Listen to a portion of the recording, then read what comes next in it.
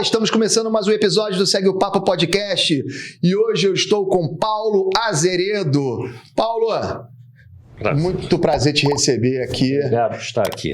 Vou fazer uma breve apresentação aqui do Paulo. Paulo, 69 anos de idade, 3 filhos, natural do Rio de Janeiro, engenheiro agrônomo e sócio fundador da Greenleaf Gramados. Para quem ainda não sabe, vai saber ao longo do nosso bate-papo, Greenleaf Gramados é responsável por grandes estádios, que a gente está muito acostumado a ver partidas de futebol, mas vamos deixar isso aqui pro transcorrer do nosso... vamos seguir o papo? Vamos. Então vamos lá. Paulão, como é que começou a tua carreira aí? Quando é que você pensou em ser engenheiro agrônomo? Como é que foi isso aí, essa tua ideia? Na realidade, eu desde garoto, meu avô tinha fazenda, eu sempre gostei dessa área de fazenda, né, de plantação, de gado, naquela época. E aí, eu tinha amigos também, de fazendeiro e tal, e eu fui estudar na rural, eu pensei, eu quero fazer alguma coisa ligada à agronomia, né? Foi a minha decisão. Aí, tinha amigos também que se formaram, os zootecnistas, etc., que se moraram comigo lá, e eu fui para a agronomia e fui para a Universidade Rural, em 1975, me formei em 79, nós estamos falando aí de mais de 40 anos. Sim. E comecei a trabalhar até em fazenda e tal, fui para São Paulo, fazenda de laranja, fazenda de gado e tal, até que surgiu o dono do hotel do Frade, o velho Carlos Borges, que é uma figura fantástica, muito amigo do meu pai, ele tinha um hotel do Frade, ele resolveu fazer um campo de golfe lá. E aí ele já me conhecia e tudo, e ele falou uma hora para mim, falou, Paulo Antônio, você quer vir para cá trabalhar? Eu preciso agora de um agrônomo, porque eu montei o campo de golfe. O campo de golfe é muito mais complicado que o futebol. Bem mais. Você quer bem maior. Então, por um lado foi bom para mim, que foi uma escola, né? Só que naquela época não tinha internet, não tinha WhatsApp, não tinha computador, não tinha nem fax tinha. E eu comecei procurando a ajuda, um argentino me ajudou muito, Carlos Martins, ele que já mexia nessa área, tinha uma empresa tipo a Greenleaf lá. E aí a coisa foi, eu fiquei de 82, entrei lá em 82, fiquei em 88. Então eram 9 buracos, quando eu cheguei construímos mais 9, e eu fiquei responsável pela manutenção do campo de golfe durante esse período. Entendi. Aí quando chegou em 88, tinha um ex-sócio meu que trabalhava no Gávea Golf, também com golfe e tal. Aí a gente, vou montar uma empresa de gramado esportivo. Não tinha no Brasil, não tinha. Aí eu até dei essa ideia. Ele falou, não, vamos, eu fico no Gávea, no início sempre difícil, né? Mas ele já estava dando alguma consultoria para alguns gramados Fluminense acima e tal, e aí eu saí com 3 filhos, minha ex-mulher, e fui para esse desafio. Tá? E a coisa foi evoluindo, porque hoje então não se fala, né, gramado de alta performance e tal, as coisas foram vendo que cada dia os gramados têm que ser melhor, que tem lá fora, né, evolução muito grande. A gente segue muito o que está lá fora, né, Estados Unidos, da Europa, né? A Europa tem um problema que a grama deles é diferente, né? A gente pode falar mais na frente isso. Mas nos Estados Unidos, na área tropical, vamos dizer, a área de Miami, eu fui muitas vezes nos Estados Unidos para feiras até de golfe, de maquinários, de produtos, e a gente foi adequando aqui no Brasil, isso ao longo do tempo, né? E aí a coisa foi evoluindo, né? E hoje a gente está num estágio de cada vez mais exigência. A gente tem muitos jogadores que jogaram lá fora, estão voltando, e eles estão acostumados com gramado bom, e volta aqui exigente, né? E fora, assim, técnica. E também o acesso que se dá, a gente assiste as partidas de lá e vê o gramado de lá, na televisão, e fala, todo mundo fala, por que o gramado da Europa é tão muito melhor que o Brasil? Aí tem alguns pontos, não é só a grama, é a quantidade de jogos, enfim. Clima, etc. Clima, isso. Então, mas a gente evoluiu muito no Brasil. Sim. Quando eu fundei a Greenleaf foi em 88, eu assumi o Maracanã, para você ter uma ideia. Então, assim que você fundou a Greenleaf em 88, você já assumiu o Maracanã? A gente assim... Porque até então você tinha uma expertise em campo de golfe. Isso. Né? E já estava dominando o campo de golfe, tanto é que foi para Gávea ali e tudo mais. Decidiu fundar a empresa. Isso. E aí começou a mexer com outros tipos de campo, né? Sim, mas aí o que a gente trouxe? A gente trouxe uma tecnologia do golfe, assim, de tipo de manutenção de construção, green de golfe. Desculpa te perguntar, eu não tenho a mínima ideia qual é a dimensão. Golfe é onde fica a bandeira com o buraco. Né? Sim, mas eu não tenho a mínima ideia da dimensão de um campo de golfe. Um campo de golfe de 18 buracos tem em torno de 500 mil metros quadrados. Que isso, rapaz. 50 campos de futebol. E o cara tem que acertar os 15 buracos lá no mesmo jogo? 18 buracos. Quantos dias lá o cara para acertar os buracos? Ele leva umas 4 horas jogando.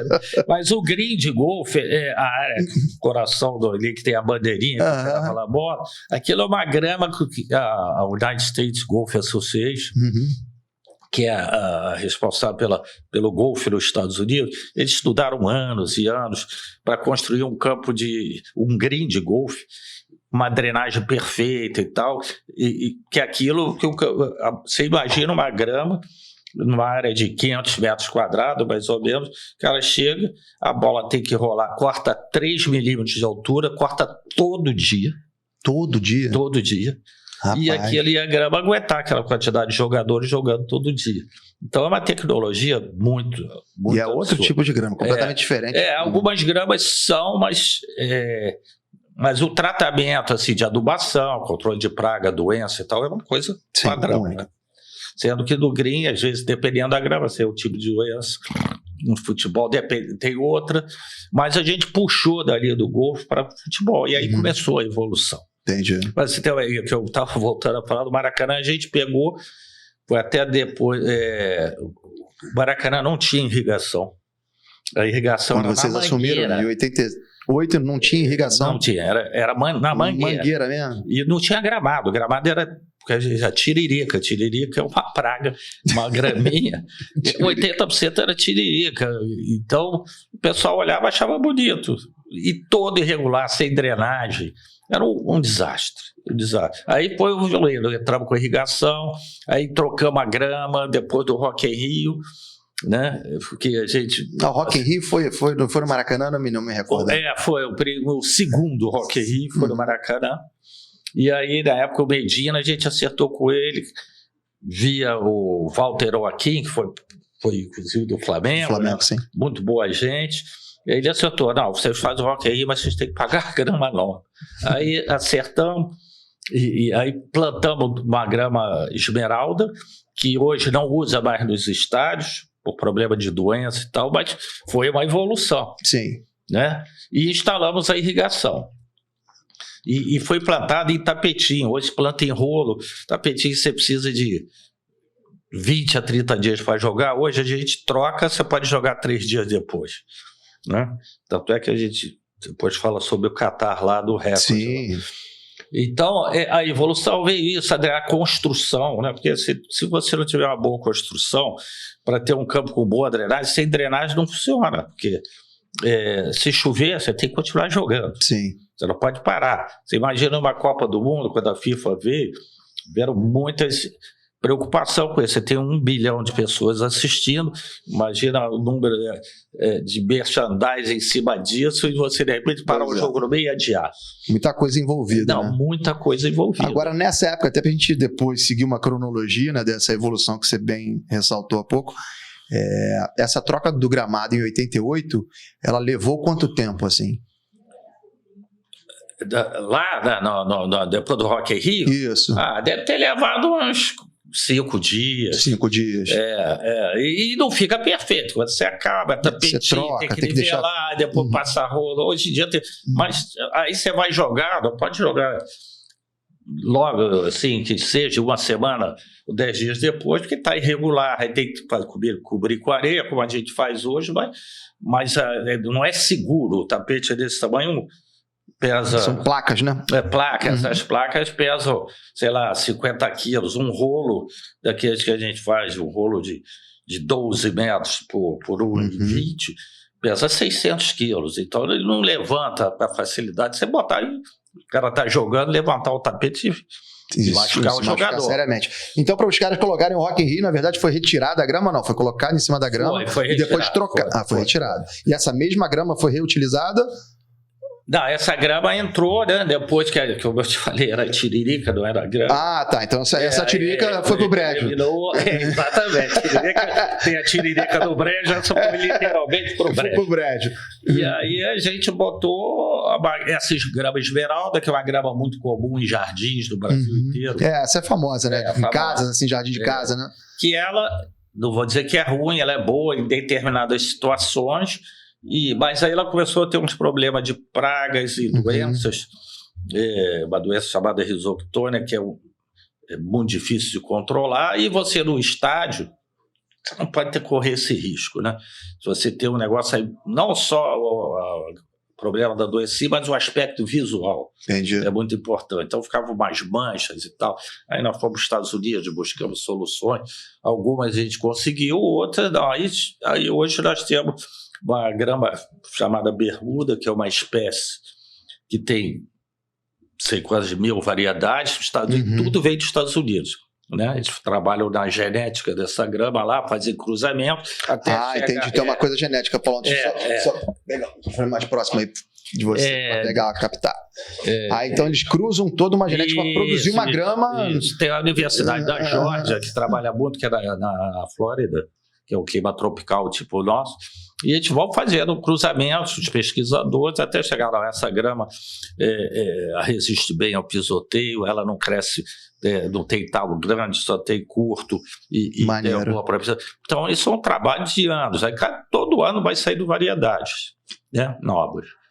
E a gente hoje usa tudo que veio lá de fora. Está sempre acompanhando, se atualizando. Tem uma empresa que a Itograz que faz essa importação e produz a grama. Né? Eles produzem e nós construímos e mantemos. Né? São duas distintas. Então a gente tem uma parceria com essa empresa e tal. E na Copa do Mundo 2014, a gente teve, inclusive, muito embate com o pessoal da FIFA por algumas questões que a gente pode falar mais na frente da Copa de 2014. Sim, a gente vai falar sobre as Copas todas. Detalhes, é importante. Sim, então vamos agora falar um pouquinho da Greenleaf, né, que você fundou em 88, trazendo o know-how do campo de golfe, né, que é o Green, e já fechou logo essa parceria, né, com o Maracanã. Sim. Né, e trocou o gramado do Maracanã, jogou a tiririca pro brejo, como a gente falou, colocou a esmeralda, o sistema de irrigação, e o Maracanã já virou outro nesse aspecto, né? Sim, aí a gente já saiu para essa grama. Então, primeiro. Vocês já praticamente inauguraram o primeiro trabalho da Greenleaf depois de inaugurada, já foi o Maracanã, ou seja, já chegou chegando. A gente começou até bem usando em São Januário, na época era o Eurico, né? Aí ele levou a gente, inclusive, para a Granja Comari, que era um lixo, aí fizemos drenagem lá, Teresópolis chove muito, principalmente no alto. E começamos, dali foi, né? E o Maracanã, nós estamos desde essa época até hoje. Então já passou por muitas coisas. Aí trocou a grama, depois trocamos para a grama bermuda, que é melhor, aí foi evoluindo e chegou no Pan-Americano, né? Em 2007, né? Que rebaixou o campo, né? O campo rebaixou em 40. Mas para poder ter um visual da arquibancada. Entendi. Né? Mas isso impacta diretamente no teu trabalho. Sim, né? Aí arrancou tudo, ele fez tudo lá. Quer dizer, nós estamos falando que desde 1950, falando em 50 anos, né, praticamente, nunca tinha sido feito nada. E aí mudamos tudo. Maracanã trocou tudo, trocou o solo, fez a drenagem nova, fez irrigação nova, fez tudo, grama nova, foi plantada num sistema de plugs, que é uma mudinha a cada 10 centímetros, que hoje em dia já não é mais. Quer dizer, as coisas vão evoluir, deu um trabalho danado. E Paulo, para que o pessoal entenda, essa troca de grama, essa grama ela fica onde? Para você transportar ela para o estádio que você vai colocar a grama? Como é que é essa conservação? É uma área, enfim, só para o pessoal entender. Então, a gente tem uma parceria com essa empresa, então, Grande, que tem uma fazenda de grama em Saquarema. Né?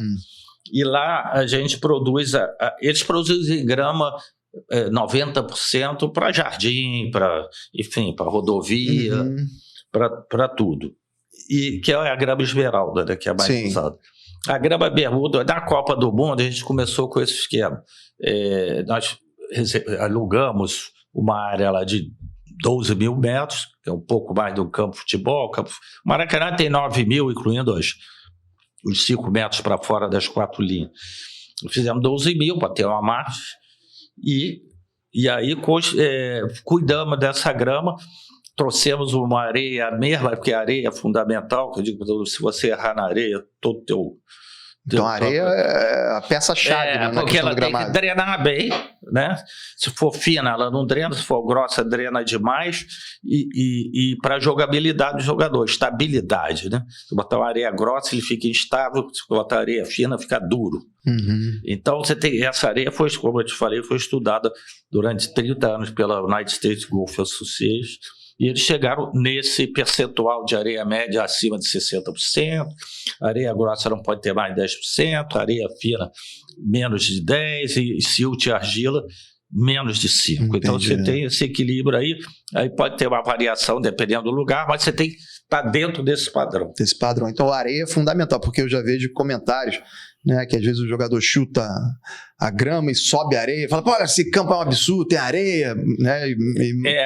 Aí no caso, essa areia que você está falando, que sobe, é uma areia que a gente chama de cobertura, top dress, que a gente faz eventualmente, por causa do pisoteio, a parte superficial fica um pouquinho irregular.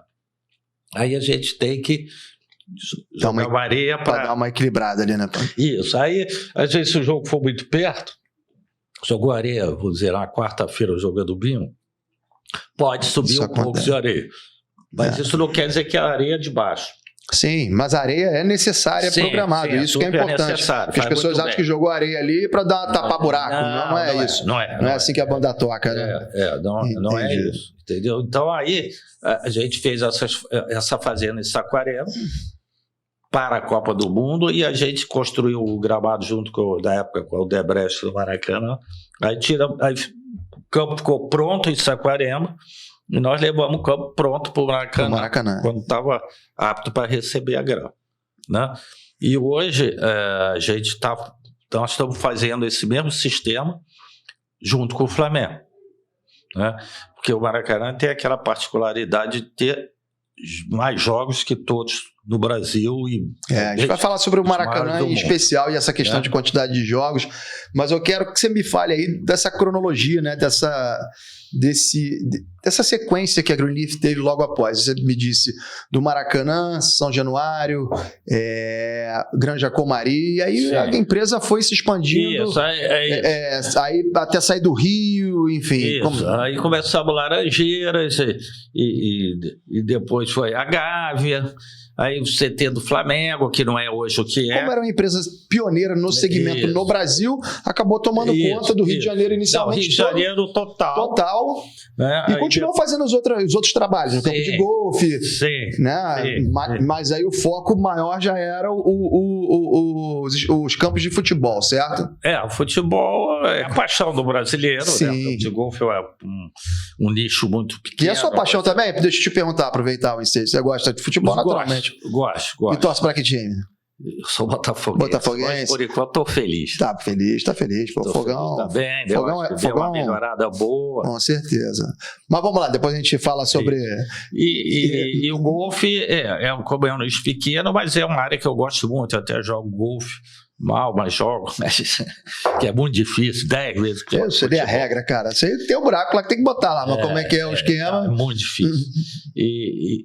Mas gosto, sempre apreciei, já fui para os Estados Unidos, visitei vários campos de golfe, um negócio de... Não, e é legal, porque você tem que estar sempre vendo, né, o que está de novidade, o que não tem, conhecendo os melhores, tendo como referência. Exatamente, os Estados Unidos está sempre longe na nossa frente em tudo, e a gente vai... Óbvio, tem que mirar sempre a referência. Sim. Exatamente. Aí a gente, algumas coisas adapta, né, algumas coisas de lá para cá, gravamente diferente, a gente vai fazer... Até o clima, né, em determinado local ali é parecido, né? Clima. Então, principalmente. Ô, Paulo, então você dominou o Rio de Janeiro, certo? Sim. A Greenleaf dominou o Rio de Janeiro e aí, naturalmente, as pessoas, né, de fora do estado já começaram a olhar e começaram a te chamar também. Isso, aí principalmente deu uma alavancada grande, foi na Copa do Mundo. Né? Na Copa do Mundo 2014? 2014. Tá, mas até 2014 você estava Rio de Janeiro, já tinha feito estádio fora? Já outras coisas fora. Já tinha feito campos fora. Até assim, vamos lembrar de estádio, assim, não São Paulo não muito, mas começamos no Nordeste, algumas coisas, né? Muita obra, construção, né?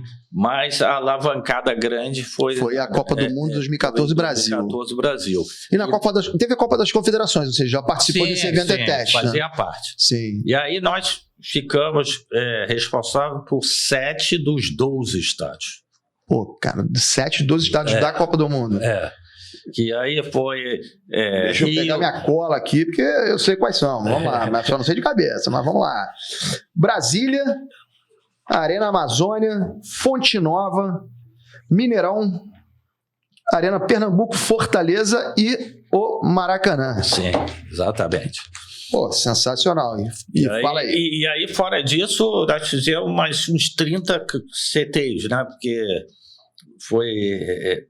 todos os times tinham que ter a lei do estádio para jogar, tinha que ter o centro oficial de coisa. Por exemplo, o Engenhão foi um na época, o São Januário foi outro, e tinha um centro de treinamento perto de onde eles ficavam. Onde era o centro de treinamento da Argentina? A Argentina ficou no Galo. Do Galo, que você fez também. Que foi muito elogiado.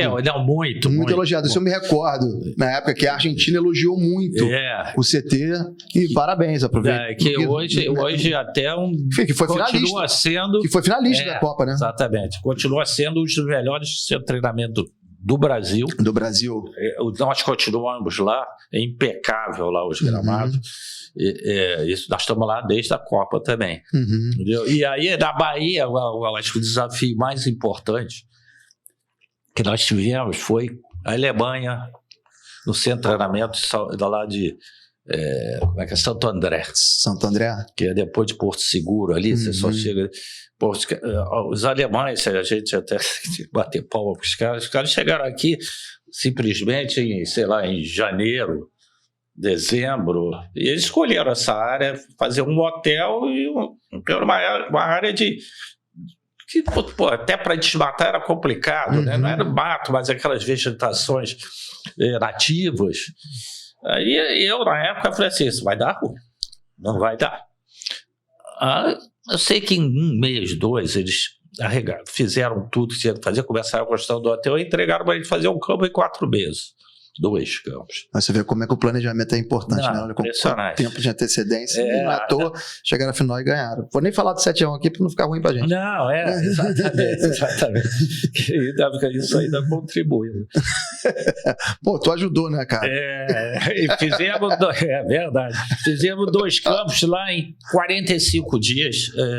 Quer dizer, construímos lá, ajudou muito, que é o terreno lá muito arenoso, que ajuda.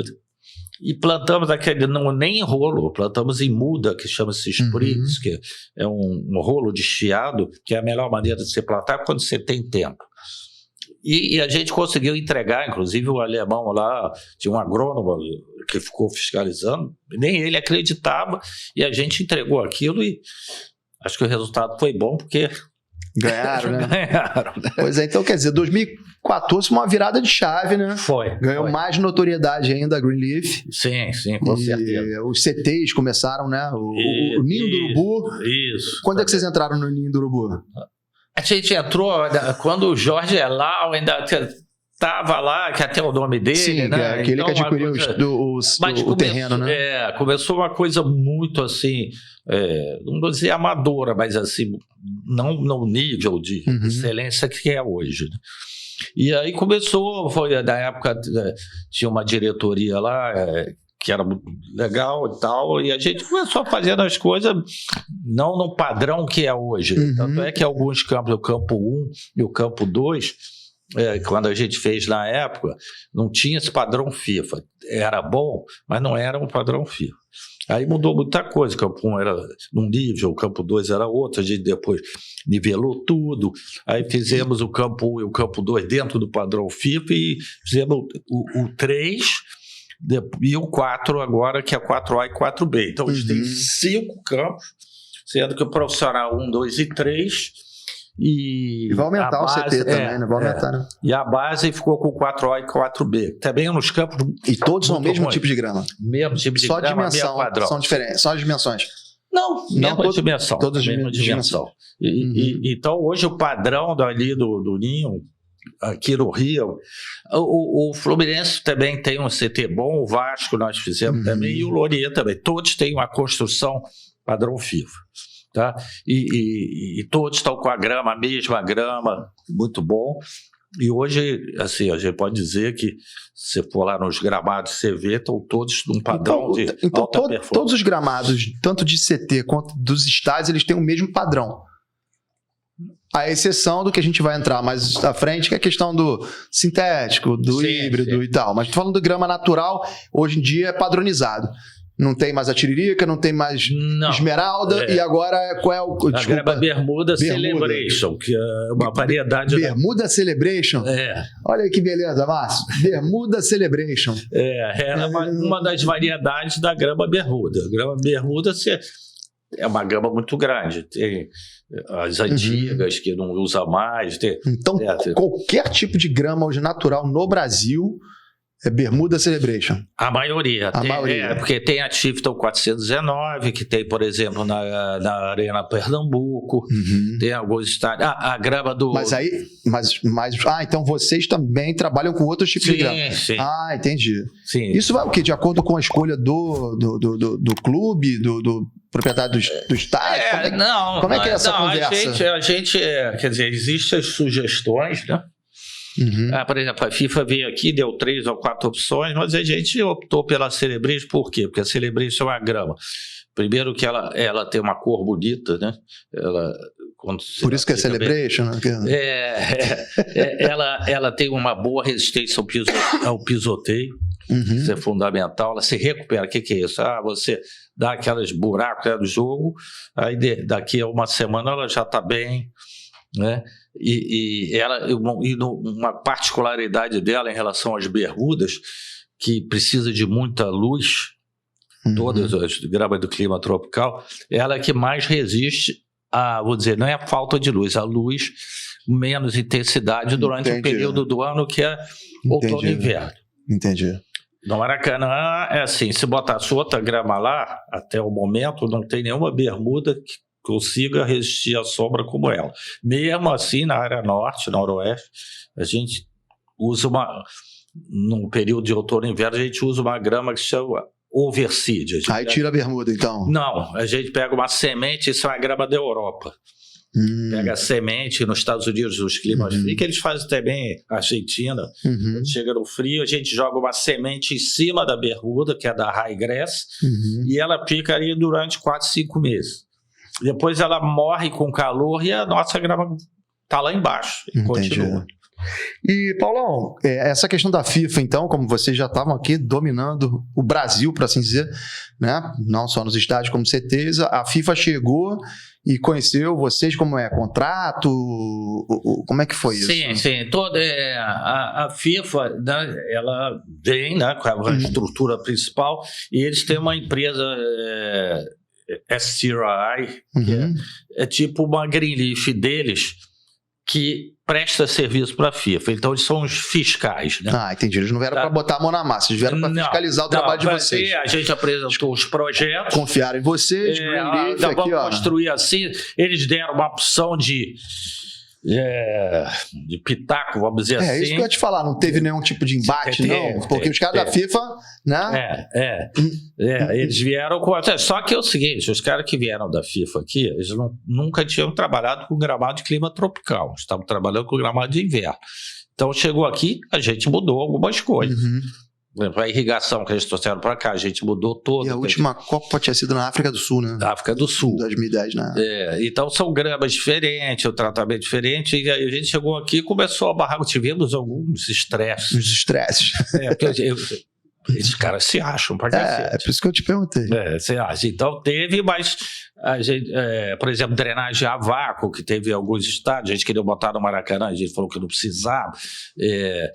Enfim, também tinha um... Quer dizer, esse problema já deve ter começado na Copa das Confederações, como eu falei, né? 2013. Não, né? já começou lá, porque a Copa das Confederações os gramados já estavam prontos. Nem todos, porque foram escolhidos 5, se eu não me engano. Exatamente, que é mais reduzido, né? Foi. Mas a final foi no Maracanã. Sim. Mas o Maracanã já jogou na Copa das Confederações. Né? E com o gramado que permaneceu para a Copa do Mundo. Isso. E aí a gente teve vários embates, estresses grandes, mas, por exemplo, as empresas, a Odebrecht, entre outras, e Queiroz e Galvão, que nós fizemos, os caras, não, estou com vocês falaram, a gente faz. Entendi. Teve alguns estádios que o cara falou, não, vou fazer. Deram respaldo para vocês. Aí, por exemplo, a iluminação suplementar, que é daquelas lâmpadas. Isso que é interessante a gente falar. Exatamente. O que aconteceu? Os estádios, como todos foram reformados, o Maracanã antigamente não tinha cobertura, quer dizer, todo mundo assistia jogo na chuva. Sim. Né? E a FIFA veio com essa história que todo mundo tem que ficar coberto. Ou seja, botou aquela lona. É uma lona, né? É uma lona, depende do estádio.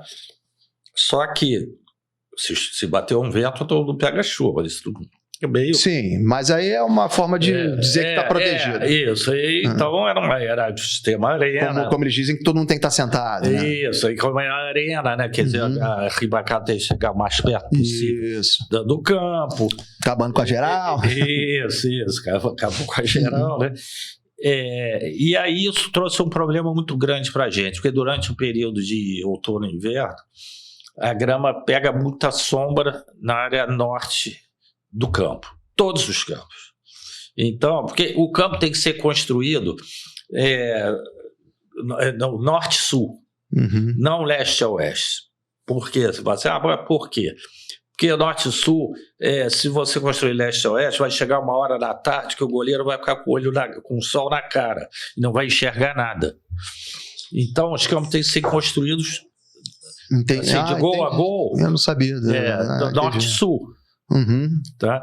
Então, aí o que acontece? Chega no inverno, o norte não bate sol. Mas por causa dessa lona? Também, porque no Maracanã, antes da lona, não tinha esse pegava problema. sol o tempo todo. Você vê São Januário, pega sol o tempo todo. Alguns não do campo, fora do campo, pega ali do lado da... Então o problema na norte é por conta da lona colocada pela FIFA. Sim, e isso aconteceu em vários estádios. Acontece em Brasília, pior ainda, que tem uma cobertura muito pior, acontece mas no Maracanã é delicado, que tem jogo toda hora. Fonte Nova também, entendeu? Recife também, o Castelão menos, porque lá foi chamado Terra do Sol, né? Então realmente, e você tem a sorte da grama. E lá você tem assim, o inverno do Nordeste é chuva, não é frio. Né? E você tem sol o ano inteiro, e temperatura que fica ali 30, 32. Aqui a gente tem vamos dizer, a partir de maio, junho, aí já começa a pegar sombra.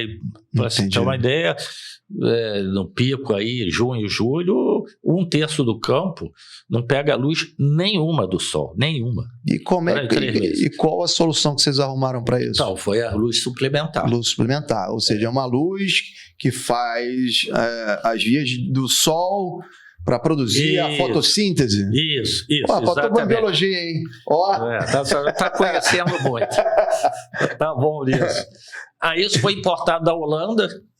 Nós trouxemos esses equipamentos todos da Holanda para Fonte Nova, para vários estádios. A FIFA fez um estudo de insolação para dizer, esse precisa de 4 módulos, esse precisa de 7, esse precisa de 2, isso foi bom. Mas, Paulo, então esse problema ele já foi diagnosticado, né? Na própria Copa das Confederações, Copa do Mundo, Sim. então essa luz suplementar ela já foi colocada nesse período ali, porque já foi, cara, vamos ter esse problema. E, obviamente, isso perdurou e perdura até hoje.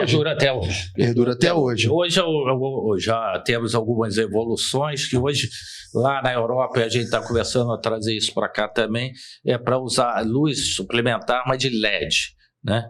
Não é mais a lâmpada comum, que ela tem um efeito muito melhor. E aí fica ligada à noite. Aí por isso que as pessoas passam no estádio assim, não tem jogo. Porra, tá ligado Maracanã? O que está acontecendo? É exatamente essa luz aí que está reproduzindo né, a luz solar. É para substituir, dar um suporte da falta de luz solar para ela fazer a fotossíntese, como você falou. Senão ela fica ali estagnada. O que salva um pouco é a grama de inverno que a gente joga, aquela que usa na Europa, durante esse período, que ela aguenta mais ainda que a Celebration a sombra. Entendi. E, Paulão, imagino que ao longo desses 10 anos, né, 11, né, da Copa das Confederações para cá, né, 2013 para 2024, essa própria luz solar ela também teve uma evolução, ou não? É a mesma luz de sempre, ou não? Tem uma luz aqui que é melhor, mais efetiva? Sim, então, aí hoje em dia exatamente... Porque essa luz, desculpa te interromper, mas essa luz veio do Engenhão, não teve um lance desse? O que acontece? O Engenhão, na época, a Brahma doou 4 módulos de luz grandes e 2 pequenas para o Engenhão. Isso foi a Brahma que doou. Sim, e o Engenhão naquela época era grama natural. E aí, só que lá não tinha necessidade. Inclusive, porque é bem descampado. Você tinha um cornerzinho lá que... E aí... aquilo ficou meio obsoleto. Só que aí o Maracanã começou a precisar. Então o Maracanã pegou 2 lâmpadas dele, a gente mandou 2 módulos para Brasília, que a gente cuidava lá, hoje a gente não está mais, mas a gente cuidava lá, e que foi fundamental. Brasília... E o foco eram os campos da Copa do Mundo, né, cara? Também, né? Brasília, para você ter uma ideia, o goleiro não pega chuva. Sensacional, saber disso. Você vê que a cobertura é tão violenta. Aí, fala com o goleiro aí, coitado, que é onde o goleiro joga, não nasce grama, aí ó, agora mudou, não pega nem chuva.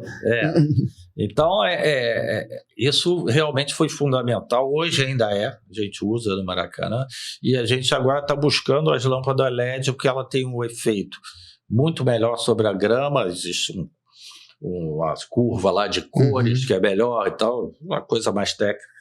E que a LED é muito melhor, além de consumir muito menos, porque é o custo caríssimo. Sim. Para o estádio. Esse estádio, né, de luz, né? Muito caro.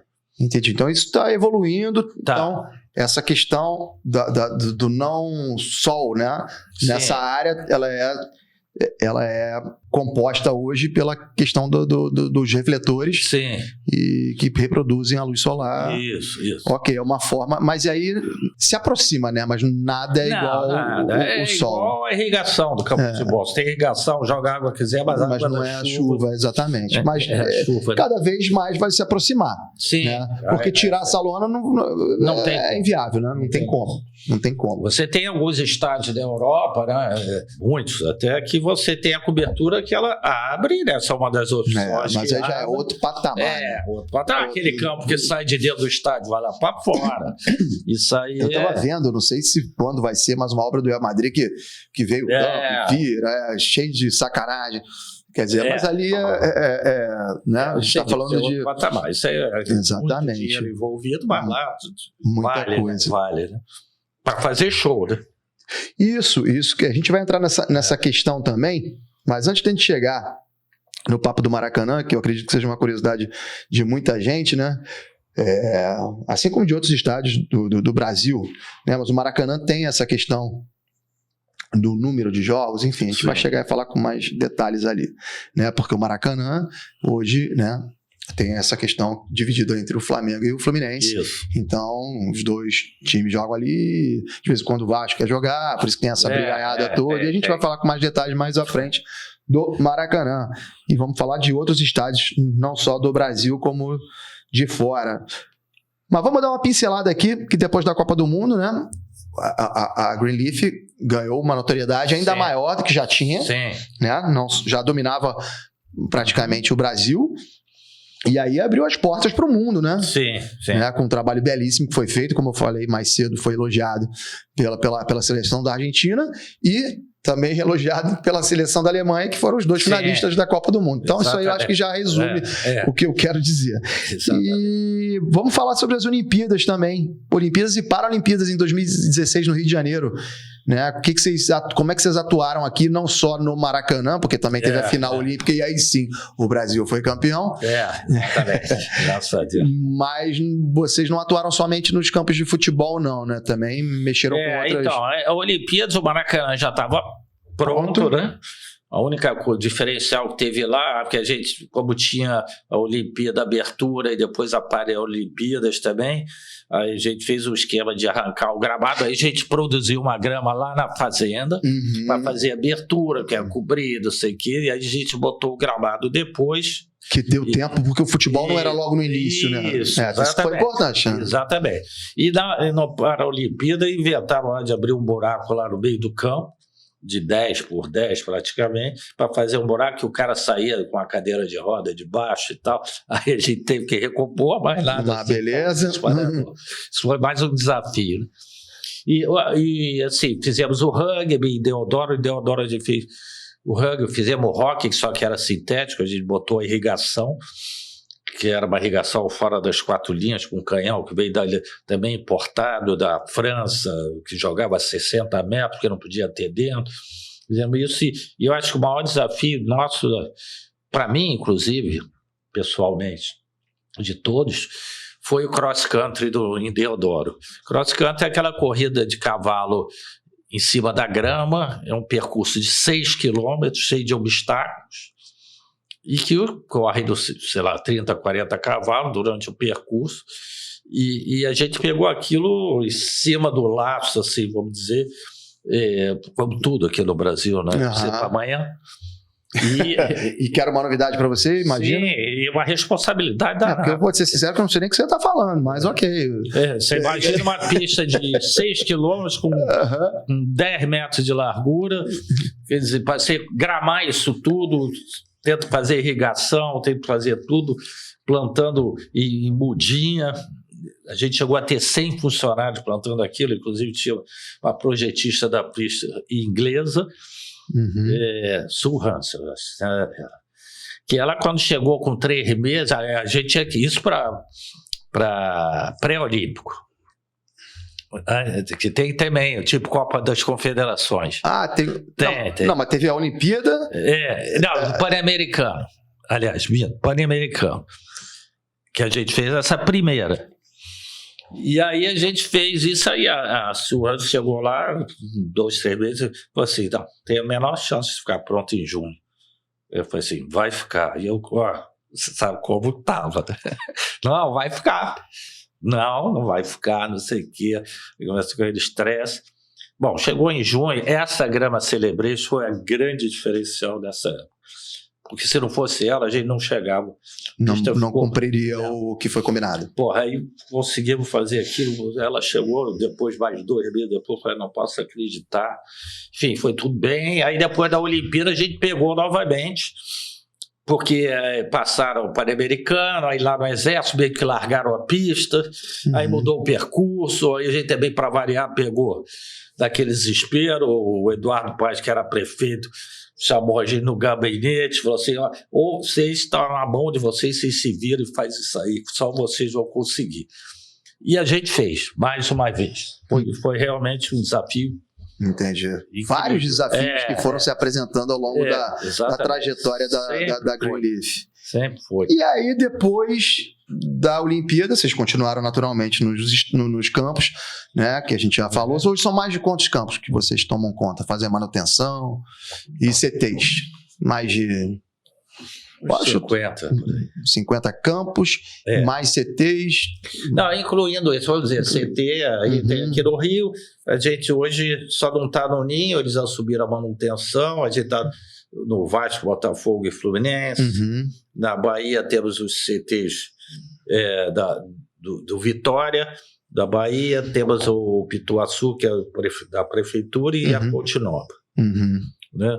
Aí na Bahia nós temos o Náutico e o Santa Cruz, em Manaus nós temos a Arena Amazônia e mais 2, 3 campos lá do estado, né? Uns mini estádios, e por aí vai ter o Avaí lá no sul, agora estamos com Criciúma. E deve ser engraçado, né? Tratar da grama do Avaí, que é no sul, e uma grama do Náutico. Totalmente. Né? Totalmente diferente. Completamente diferente. Pode ser a mesma grama, tá? Sim. Mas é totalmente diferente. E é como é a Bermuda? Todas são Bermuda Celebration. Entendi. Lá no Avaí, agora nós botamos uma nova variedade desenvolvida nos Estados Unidos, que se chama Bermuda Latitude 36, que é uma grama que ela se adapta melhor no período frio. Mais que a Celebration. Então nós botamos como do sul é frio. Então quer dizer, a gente tem que se adequar à região, né? E nós fizemos agora também o Barra Futebol Clube, que é um time que está surgindo lá, que aliás a SAF está tendo muita coisa disso, né? O pessoal está comprando times pequenos e investindo. Isso está surgindo demais, que é bom pra gente. Porque vai ter que botar um sem treinamento. Enfim. Sim. No Barra, a gente fez 3 campos e mais um mini estádio. Beleza. Como eu te falei, a gente vai falar sobre os estádios, mas obviamente eu tenho que passar pela Copa do Catar. Né? Porque, como eu disse anteriormente, né? A Greenleaf, né? Apareceu para o mundo na Copa de 2014 com esse brilhante trabalho, e vocês foram convidados então para construir, porque ali é construir, não era nem manutenção, porque os estádios não existiam, né? Não existia nada. Então, quer dizer, vocês foram chamados para montar os gramados da Copa do Catar. Isso. Né? E como é que foi essa experiência, cara? Foi uma experiência incrível, né? Você imagina um país totalmente diferente do nosso e tudo. Tudo, né? Calor, tudo bem, a gente tem calor, mas eles têm um calor muito acima, né? Então a grama poderia ser a que a gente usa aqui, usamos lá. Mas e olha que eles mudaram, inclusive, por conta do calor, a Copa, o período da Copa do Mundo. Novembro. Porque se fosse em junho, aí... Eu tive lá por 2 vezes, fora os outros agrônomos meus que a Greenleaf tem, também funcionários. O que a gente fez? A gente fez os projetos, né? E mandamos, vamos dizer, a parte técnica nossa para acompanhar a construção, e usamos mão de obra deles lá, equipamentos e tal. Tinha umas empresas lá, vamos dizer, de paisagismo, que nunca tinha feito campo de futebol. Pois não tinha nem campo, né? Não tinha nem estádio. Né? Era terreno. Desculpa te perguntar, mas quando é que surgiu o convite, e quando vocês foram lá pela primeira vez, o que tinha lá? Ou seja, vocês chegaram lá, não tinha nada, absolutamente nada. É um terreno aqui, aqui vai ser... Estava começando a construir os estádios. Então deve ter sido logo depois da Copa de 2018. Foi 2019 que 2019. 2019. E aí lá, o que foi feito? Além todos os estádios, além do centro de treinamento, na centro de treinamento a gente não fez, mas ao lado do estádio tinha o que a gente chama de turf farm, quer dizer, uma fazendinha de grama do lado do estádio. Por quê? Como eram 8 estádios para a Copa do Mundo, normalmente são 12. Né? São 12. Daí para mais. Agora, talvez nos Estados Unidos tem até mais, porque tem 3 países. Né? Isso, vai pegar México e Canadá, né? E o que acontece? A gente entrou nesses 5 estádios, aí fizemos primeiro esse viveiro de grama fora, para quando o gramado tivesse, porque o gramado é sempre o último a entrar numa construção. Porque tem guindaste lá dentro, tem não sei o quê. Aí a gente entra fazendo drenagem, não sei o quê, e aí o gramado tinha que estar pronto. Aí a gente fez esse viveiro do lado, que a gente chama de turf farm, e transportamos. Quando esteve pronto, a gente mudou. Por que eles fizeram isso? Por ser 8 estádios, existia a possibilidade, que acabou não acontecendo, de você ter que trocar o gramado durante a competição. E isso era uma preocupação, que ser 32 times em 8 estádios era muito pouco. Foi muito tempo, né? Então, aí a gente... Aí houve essa aí, plantamos estádio e tal, aí o que a gente fez? Já precisamos fazer um test drive. Como é que vai ser esse transplante para o estádio, quanto tempo e tal. Você tem uma partida hoje, depois tem uma daqui a 3, 4 dias. E aí foi feito um aparato danado, a gente levou gente da Espanha que trabalharam com a gente, que foram, aliás, eu tenho que ressaltar, foram fundamentais. Uma empresa chamada Royal Verde, que trabalhou com a gente na Copa do Mundo para ajudar. Fizeram essa parceria aí. A parceria que foi fantástica, eles trouxeram muita tecnologia, equipamentos, que a gente trouxe também na época daqui, 2014. Aí nós levamos eles para lá, levamos um pessoal da Itogás que plantava a grama com equipamento. Então, uma equipe os caras compraram as máquinas, a gente levou, vamos dizer assim, a parte de expertise de cada setor. O know-how, entendi. O know-how de cada um. Aí todo o cronograma de arrancar grama, tudo cronometrado e tal. E aí o negócio foi um sucesso, a gente bateu o recorde mundial, está no Guinness. Que legal, cara, que legal. Nós fizemos ali em menos de 8 horas, a gente plantou um campo. Esse foi o recorde, esse foi das 7 horas ali que vocês bateram o famoso recorde. Foi. Inclusive os ingleses que estavam por lá ficaram bem injuriados. A gente tinha um recorde, a gente bateu. Entendi. Que bacana, cara, que bacana. Foi realmente um desafio. Agora um país muito difícil, né? Não, tem completamente dinheiro diferente. Pra cacete, mas também ao mesmo tempo assim, você vai, eu fui lá, chegar às 9 horas da manhã, você suave em pé, sabe, sem fazer nada, um calor de cão. E lá, inclusive, não podia trabalhar nenhum funcionário peão da obra de 11 às 3 da tarde. Proibido. Por questão cultural, né? E do calor. O cara cai duro e morre. Tá. Mas também tem a questão do horário. Sim. De determinados horários não se trabalha, né? Tem uma questão toda, né? Enfim, cultura de cada país, né? Mas, Paulão, então como você viveu essas experiências todas aí, né? E qual foi a tua maior emoção, assim? Fala pra gente. Foi em 2014, por ser no Brasil? Ou não? Foi quando vocês deram um passo maior, saíram do Brasil e foram pro Catar e bateram esse recorde? Diz pra mim, cara, quando você falou assim, cara, a gente eu top, acho, para não falar outra coisa. Eu acho que o Catar foi uma consequência da Copa do Mundo, porque dali a FIFA viu, que conheceu a gente, né? Tanto é que levaram. Em 2018 não houve qualquer tipo de contato? Como é que foi na isso? Rússia? Não. É um clima totalmente diferente. Entendi. E aí as pessoas mesmo, o próprio espanhol, parceiro nosso, também teve o convite, mas também um país muito difícil de trabalhar. Sabe? Entendi. Disseram que vocês vão fazer obra lá, é perigoso, assim. De repente fazer não receber, sei lá, essas coisas, enfim. E a gente ficou assustado e era um clima totalmente diferente do nosso, totalmente. Né? Mas eu acho que a Copa do Mundo foi, para mim, o maior evento que a gente já fez até hoje. Essa tua maior emoção foi 14 ou 22, então? 14. Brasil. E, esses elogios que vocês receberam, os finalistas. Isso. E tirando 7-1, né? Essa parte salta. Salta. E como é que tá para 2026 aí? Já existe algum tipo de rumor, algum tipo de conversa? Tem algumas conversas, sim. A gente, inclusive, é parceiro de uma empresa de São Paulo, World Sport, que está nos Estados Unidos, são amigos nossos, que eles estão já começando a se envolver lá e a gente, com certeza, vai acabar estando junto lá. Porque parece um tanto quanto distante, mas na verdade, para quem trabalha com isso, não é, né?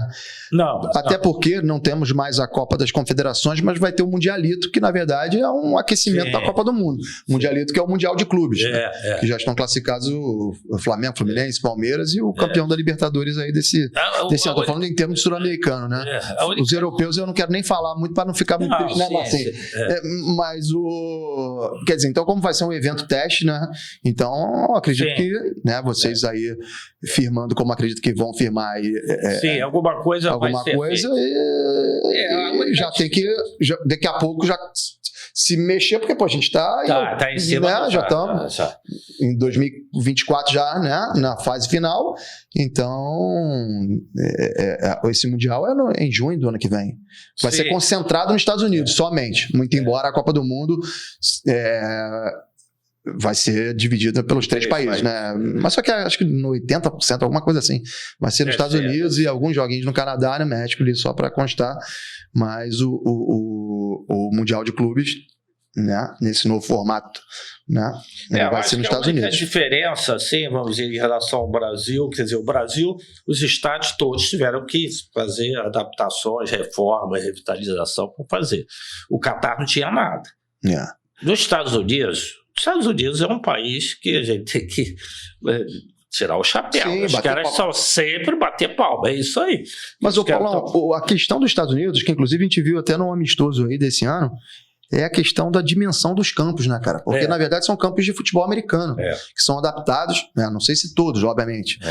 Acredito que não, mas boa parte são campos de futebol americano, são adaptados, e isso foi uma crítica que aconteceu a esses amistosos, ou amistoso da seleção brasileira, né? Pelas dimensões, né? Que são. Mas eu acredito que para a Copa eles não vão botar esses estádios. Eu acho que diante da gritaria que aconteceu, eu acho que não vai ser, não. Não vai ser, não. Tem que ter.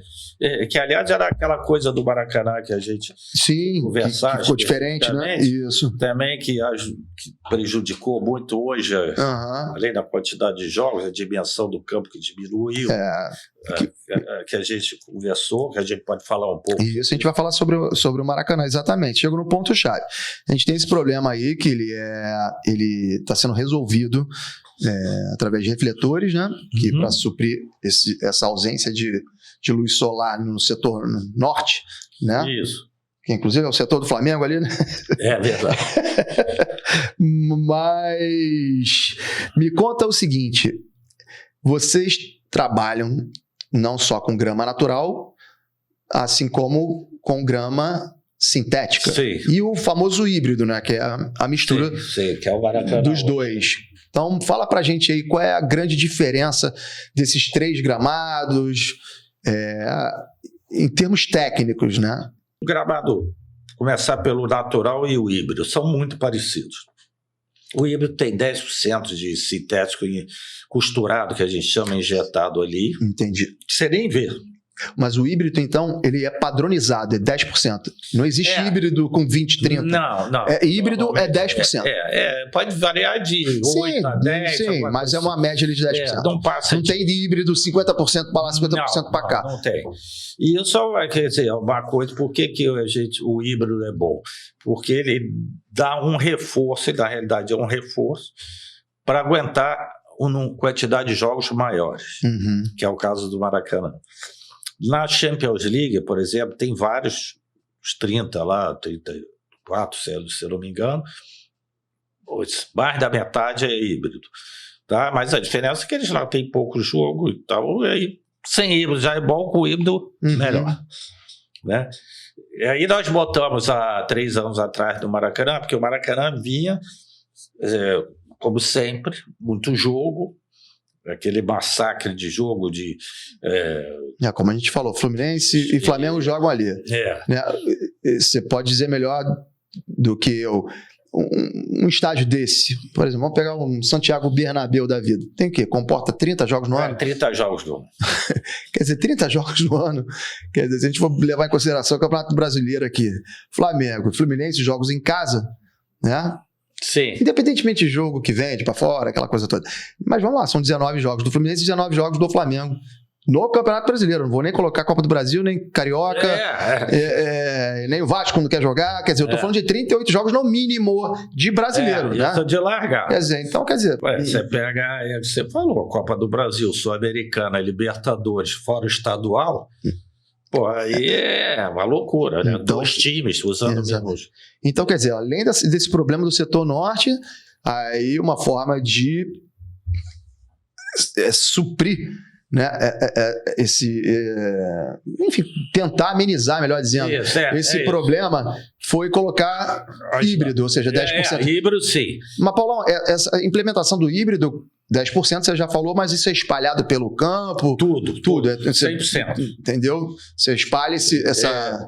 Mas aí tem uma máquina que veio da Bélgica e costurou isso. Isso, aí vai espalha, não é 10% aqui no setor norte, por exemplo. Porque você poderia pensar, o problema não é norte, por que não bota ali? Mas aí não é assim, né? Não é padrão e foge um pouquinho 1 metro para fora das 4 linhas do mar. E é imperceptível, né? Não, é imperceptível. Se eu falar, você não vê. Isso é uma das soluções. E a melhor solução agora para a gente é essa fazenda de grama. Que nós estamos fazendo parceria com o Flamengo, de ter 2 campos prontos para trocar a hora que você quiser. Você troca em 5 dias e joga. Né? E aí você fica com... mas quando chega, o nosso grande problema, você vai até maio, você vai bem. Por quê? Porque sol, chuva, e pouco jogo. Dias longos, e aí começa só o Carioca e tal. Aí quando começa de final de maio para frente, brasileiro, aí começa Sul-Americana, Copa do Brasil, Campeonato Brasileiro, Libertadores. Aí a temperatura já começa a cair, os dias curtos, aí mais sombra. Aí que está o grande problema. Então, a ideia era a gente já, no mínimo, trocar em junho, final de maio, junho. Hoje são o quê? 2 trocas por ano? Então, a ideia é essa. Mas vamos lá. Se tivessem 30 jogos, 40 jogos, haveria necessidade de troca? Nenhuma. Então, hoje há necessidade de troca porque tem mais do que o dobro do que seria razoável. Né? Daqui a pouco vai ter que ter 3 trocas. Só que troca exatamente pelo desgaste ou também pela mudança climática? Os dois. Então, uma coisa está ligada à outra. Não só pelo número de jogos, como você falou, né? No início tem pouco, aí depois vai entrar uma sequência absurda, além da mudança do clima. Ou seja, então junta tudo de ruim que eu digo no aspecto de ter que trocar, que é prejudicial ao gramado. Ou seja, número excessivo de jogos e temperatura não favorável ao desenvolvimento do gramado da nossa bermuda Celebration. Então, e além disso, o que a gente fez uma prévia com você, é que 2 coisas também influenciaram muito. Antes não tinha problema de luz e o campo era 110 por 75. Da dimensão boa. Das dimensões. Então, você pega 22 jogadores, 110 por 75, dá 8.000 e tantos metros. 8.250. Você pega um campo hoje, que é a FIFA, 105 por 68, dá 7.100 e pouco. Então você tirou 1.000 metros de gramado para o mesmo jogo e para um jogo muito mais intenso. Que antigamente os caras corriam 4 a 5 quilômetros, hoje corre de 10 a 12. Então a intensidade é muito maior. Isso é interessante você falar, porque o futebol mudou. O futebol mudou. O cara hoje corre mais, desgasta não só ele fisicamente, né? Porque o pessoal fala, mas antigamente não poupava jogador e tal. A gente não vai entrar nesse mérito porque não é o assunto. Mas o futebol mudou, O cara corria 6 km, hoje corre 10. Ele se desgasta fisicamente, ele gasta o gramado. Entendeu? Então, por isso que antigamente as pessoas têm que entender que há uma mudança, uma alteração, né? As pessoas já levam logo pro lado, mas antigamente não tem nada a ver com o jogador que não jogaria, não tem nada a ver uma coisa com a outra. Entendeu? Até porque os caras que foram craques, eles seriam craques. Hoje seria. Eles se adaptariam à nova realidade, mas a gente não pode, parar no tempo, e falar, o gramado ele tem que ser o mesmo na época que o cara corria 6 km e hoje ele corre 10 e daqui a 10 anos, irmão, ele vai correr 15. A verdade é essa. É isso. Entendeu? Então vai ter que se adaptar. Exatamente. A cada dia mais. Pois é. Só que aí lá daqui a 10 anos o cara vai falar: não poupa o jogador, não. Vai ter que ser. O cara corre uma maratona por jogo, daqui a 3 dias tem que correr outra maratona. Isso está tendo desgaste. Isso acontece muito. Até o jogador tem muita contusão cardíaca. Cara. O cara treina, aí depois joga, daqui a pouco viaja. Isso, é complicado. É outra pegada. É um esporte, que hoje requer um físico, muito maior.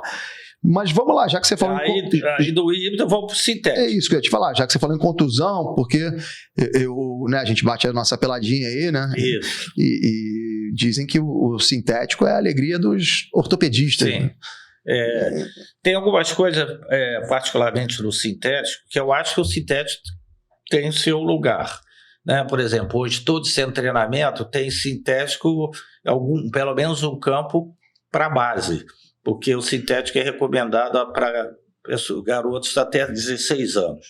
Porque como você jogou bola, eu também com 16 anos, a gente caía no chão, levantava, acabou. Você ficando mais velho, o ortopedista não ficava feliz porque a molecada ele aguenta, né? O negócio é quando começa já a chegar na... Então, aí você começa a ficar mais velho, muito exigência, muito jogo, o cara se contunde com mais facilidade. E quando você pega um campo sintético, é provado mundialmente que o índice de contusão é muito maior, né? Só para dar um dado aqui. E a bola também, ela quica mais, ela tipo corre jogo, mais. Corre mais, quica Isso. mais, enfim. É um outro jogo, né? Aí você pega o Engenhão, tudo bem, o Engenhão tem um gramado sintético bom, mas é melhor que um gramado natural ruim. Mas se tiver um gramado natural bom, é incomparável. Se você pegar o Flamengo e o Fluminense, eles jamais querem um sintético no Maracanã, jamais. Né? Acho que o Vasco também não pensa isso em São Januário, por causa da reforma. Porque não precisa, só joga o Vasco lá. Entendi, não tem necessidade. E, Paulo, da mesma maneira que é imperceptível, né, a visão, né, ou seja, você não consegue ver ali no híbrido onde é sintético, onde não é, e também até para jogador também, ele não vê muita diferença. Sim. Né, para o gramado natural pro híbrido. Pro híbrido, não. Não, pro híbrido, não. Agora, pro sintético, obviamente, sim, que há uma diferença muito grande. Tem. E mais outra coisa, por exemplo, o gramado sintético, eu falo assim, não tem manutenção. Tem manutenção. Por exemplo, o gramado sintético precisa ter irrigação. Eu falei, vai irrigar a grama sintética. Isso era uma curiosidade minha. Por que irriga? Porque no verão ele chega a 70 graus, mais do que o asfalto. Entendi. Então seria uma proteção, na verdade. Né? Daquilo você molha antes do jogo e molha no intervalo. Porque para quem é leigo, fala assim, tá molhando o artificial, o que tá querendo aí? Isso chega no inverno, tudo bem, menos, mas também para dar rapidez à bola, porque hoje a gente... dá ensejo a pensar que o mandante está mandando molhar, porque a bola vai correr ainda mais, né?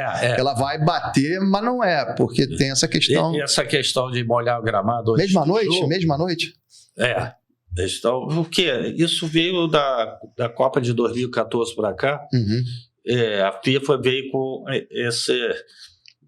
essa regra aí. Você tem que molhar o gramado antes do jogo e no intervalo. Mas aí não importa o tipo de gramado. Não. A FIFA, assim, Copa do Mundo... Gramado sintético não entra. Não, sim, mas digo, essa regra que ela colocou, porque eu entendi já a explicação que você deu de maneira bem didática, tranquilo. Porque eu olhava e falava, o cara tá molhando a grama sintética, né? Mas na verdade, quando tá o sol, você né? Superaquecendo, molhou, beleza. Agora à noite... E ainda tem um outro detalhe, que toda a grama sintética, ela tem um preenchimento, além da areia, né? Porque senão é impossível você jogar. Tem areia para amortecer ou uma borracha. Aquelas borrachinhas... ou estão usando rolha moída, que é melhor que a borracha. A borracha tem uns problemas cancerígenos aí, que já foi provado no mundo. Você fica... jogador cai ali, fica aspirando aquilo. Mesmo? Aí dá um problema sério. Aí a rolha vem agora. Só que você precisa molhar para ela ficar embaixo. Senão ela começa a subir.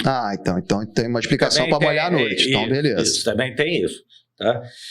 E uma outra coisa também, se você... o seguro de jogador não faz seguro para quem joga em sintético. É mesmo, cara? Se você... O híbrido não, tranquilo. Não, o híbrido tranquilo. Mas o sintético não faz? Não faz. Aí você vai, por exemplo, ano passado o Luiz Soares não jogou em nenhum gramado sintético. Se recusou. Já me disseram que não sei se o Thiago Silva também disse que não joga, já não sei. Entendi. Mas são os caras mais velhos que podem ter realmente uma contusão em cima do gramado sintético. Agora, se você tiver um gramado sintético para CT, para campo, para alugar, para isso tudo, aí tudo bem, cara, vai jogar de dia, de noite, de tarde. Para CT você tem que ter, porque vira e mexe você vai jogar. Porque, por exemplo, o Atlético Paranaense... mas eu não treino. Nem treino. Nem treina, vai pro jogo. O profissional não pisa no sintético nem no CT. Nem para fazer uma adaptaçãozinha. Não. Entendi. O Botafogo, por exemplo, tem o sintético Engenhão e tem no Glorieta lá que a gente cuida, são 3 campos naturais. Entendi. Aí eles fazem um treino dia pronto um dia antes do sintético. Porque a gente, né, como torcedor, né, a gente pensa que utiliza-se do gramado para obter uma vantagem, mas às vezes não é necessariamente isso, né? Não. Em determinados tipos de estádio, porque o cara tendo uma grama sintética propicia ele a ter a promover espetáculos, né? Ou seja, a ter show da Madonna, show de Sandy Júnior, o que num gramado natural traria um prejuízo. O sintético, você bota o tapume lá, tira, você pode jogar no dia seguinte se quiser? Isso, pode. A verdade é essa, né? Então, não necessariamente, não estou falando que não tenha também essa intenção de transformar ali num campinho que é dele, que está acostumado a jogar e vai ter um benefício. Isso aí todo mundo fala, não sou eu que estou dizendo. Né? Mas também tem o outro lado da moeda, que é o seguinte, o cara tem um campo de sintético porque ele quer gerar uma receita oriunda de shows e coisas do gênero ali. Senão ele não paga a conta. É o caso do Engenhão, por exemplo? É o caso do Engenhão. Né? Agora, se o Engenhão... os shows aí, quem que tocou lá, Márcio? Foi o Coldplay. Coldplay, acho que... E teve mais Taylor Swift... Taylor Swift? Teve. Agora, por exemplo, o Mineirão tem muitos shows lá. O Allianz também, que foi Sandy Júnior. Agora, se você tiver uma fazenda de grama, você pode trocar a grama, faz um show, troca. Mas aí já não é tão rápido, né? Tipo assim, por mais que vocês batam recordes, mas é humanamente impossível botar o show de quem quer que seja sei lá, numa sexta e domingo ter jogo, né? Não, num grama natural. Eu não diria que não. Mas numa grama sintética você consegue, né? Consegue. Só que o gramado sintético, por exemplo, a grama, ainda tem um apelo para mim, que é muito forte, que é o negócio da coisa natural hoje, né? O pessoal fala muito em sustentabilidade. Você pergunta que o gramado sintético é um plástico, né? Sim, sem dúvida. Entendeu? Então aquilo é uma coisa... você imagina num show, derrama cerveja ali, faz xixi ali, no gramado da terra, vai adubar. Vai absorver, vai até adubar. Agora no gramado sintético aquilo fica. Pois é complicado. Entendeu? Então tem uma série de fatores. Tem seu espaço? Acho que tem. Mas não por causa para a primeira divisão. Né? Logicamente que alguns, por exemplo, o Atlético Paranaense joga muito bem lá no sintético, né? E o time lá sentem, né? Sim. Ali, só ele joga, né? Isso. Eu não me recordo, também não tenho conhecimento de causa, se ali tem shows e tal. Mas eles fizeram mais para isso por causa da sombra também. Então ali também. Porque tem vários fatores. É porque a gente fica, ouvindo de lá, ouvindo de cá, porque só ele joga. Se fosse um gramado natural, atenderia. Mas, lá, o clima também é frio. Aí tem a questão da sombra. Então, quer dizer, enfim. Nem sempre é só a vantagem, né, técnica, né? Não, de querer obter algum tipo de benefício esportivo ao trocar o gramado. Não. Mas essa brigaiada que tem, né? Porque o Flamengo divide o Maracanã com o Fluminense, o Vasco não quer jogar, e aí fica essa briga é pertinente, né? Não estou querendo, porque é o que a gente estava falando, no Santiago Bernabéu você tem 30 jogos. No Maracanã, que eu só falei de Campeonato Brasileiro, já ultrapassa esse número aí razoável, fora as outras competições. E ainda tem os jogos festivos, que eu lembro que teve um ano que, né, teve um desgaste, que o jogo do Zico, aquele jogo das estrelas no final do ano, acabou não acontecendo, porque né, o consórcio lá, né, não a gente estava implantando o gramado híbrido. Já estava trocando, né? Aí não tinha como. Foi exatamente quando implementou o gramado híbrido. Isso, foi. Aí, chega um pouquinho mais próximo, por gentileza. E aí, o que aconteceu? A gente tinha que entregar o campo em março, né? E para plantar o híbrido, a gente teve que arrancar a grama natural. Aí já demanda um tempo. Teve que botar de novo, a gente tirou 15 centímetros de solo lá para botar areia nova, aí nivelamento e tal. Aí plantamos a grama em sprigs, que não é nem em rolo. A sprigs é a muda desfiada, que aí levou 45 dias para o campo ficar pronto. Ele estava pronto para jogar, mas aí entrou o híbrido, que o híbrido veio costurando a grama depois do gramado pronto. E aí eles levaram mais 30 dias para costurar. Uma máquina lenta e tal. Entendi. E aí, na época, inclusive, o Zico, que estava doido querendo fazer o jogo, estava no Japão, me ligou, Paulo, não sei o que. Ele falou, não, vai chegar, depois vai ter que trocar de novo, vai ser isso aí, não sei o que. Enfim, eu falei, Zico, não é bem por aí e tal. E tanto é que depois do híbrido, a gente não fez uma troca nenhuma de gramado. Fizemos agora. Isso que eu te perguntar. Quando é que foi a última troca do Maracanã? Só na grande área da Norte. Só na grande área da Norte? Exatamente. Entendi. E esse ano, então, não troca mais? Não. A previsão da próxima troca somente para a próxima temporada. A ideia talvez é no final do ano a gente fazer essa nova troca. Entendi. Então, espero que vocês troquem antes de vocês irem lá para os Estados Unidos para começarem a trabalhar aí no Mundialito do ano que vem e na Copa do Mundo de 2026. Sim, com certeza, se Deus quiser. Entendeu? Prazerzaço conversar contigo, Paulão. Obrigado por ter aceitado o nosso convite. Prazer foi meu. Foi uma aula aí pra gente que acompanha futebol e ouve muita coisa de lá e de cá e acaba não entendendo. Hoje foi muito esclarecedor. Tá? É isso, a gente tá aqui para esclarecer que tem muito, é o que você falou, um zu para lá. Muita coisa que se fala, né? Muito galo cantando e você não entende, aquele telefone sem fio, mas foi bastante esclarecedora a nossa conversa, o nosso papo. Pode se despedir da nossa galera aí. Antes, vou me despedir de você, foi um prazer tremendo. Prazer foi meu. Obrigado aí pelo convite, agradeço muito o seu convite. Eu acho que é fundamental esse esclarecimento, né? Não só da produzir da Green Leaf, do desafio que a gente teve, mas algumas coisas para entender que a pessoa tem que entender que a grama é um ser vivo, né? É igual a gente, tem doença, tem estresse, precisa de comida, precisa de água. Precisa de um solzinho. De um solzinho, exatamente. Até da cervejinha lá que você falou. Indo lá, tá vendo? Então, é isso. Então, realmente a gente fica em umas situações, às vezes, complicadas, mas faz parte da vida, né? O desafio dia a dia. Beleza, Paulão. Obrigado mais uma vez, querido. Obrigado, cara. Tamo junto aí, tá? Parabéns pelo trabalho de vocês, que vocês continuem aí firme e forte na próxima Copa aí. E se Deus quiser. O mundo é de vocês. Isso. Falou? Obrigado. Bons gramados para sempre. Rapaziada, espero que vocês tenham curtido e não se esqueçam. Se inscrevam no canal e segue o papo!